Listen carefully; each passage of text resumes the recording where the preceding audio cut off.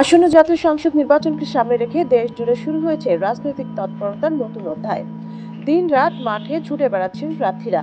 জনসভা, সমাবেশ আর পথসভা ভোটারদের সামনে তুলে ধরছেন নিজেদের প্রতিশ্রুতি ও স্বপ্ন।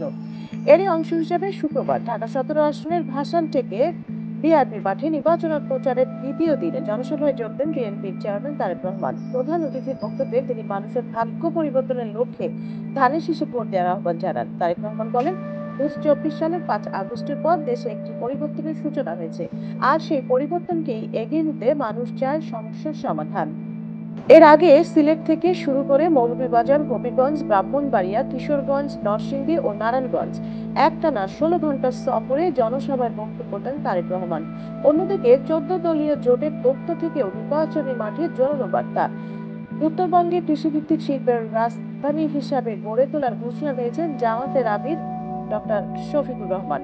ঠাকুরগাঁও, পঞ্চগড়, দিনাজপুর ও রংপুর নির্বাচনী সমাবেশে তিনি বলেন, ক্ষমতায় গেলে উত্তরবঙ্গে কৃষিভিত্তিক শিল্পের বিকাশ ঘটানো হবে। সৈয়দপুর বিমানবন্দরকে আন্তর্জাতিক মানের উন্নতি করা হবে।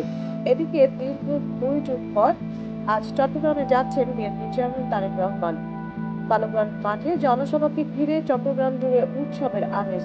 তরুণ ব্যানার আর স্লোগানে নেতাকে স্বাগত জানাতে প্রস্তুত নগরবাসী। নির্বাচনের দিন যতই এগিয়ে আসছে, ততই উত্তপ্ত হচ্ছে রাজনৈতিক মাঠ। জনসভা, প্রতিশ্রুতি আর পরিবর্তনের আশায় ভোটের অঙ্ক কষছে পুরো দেশ।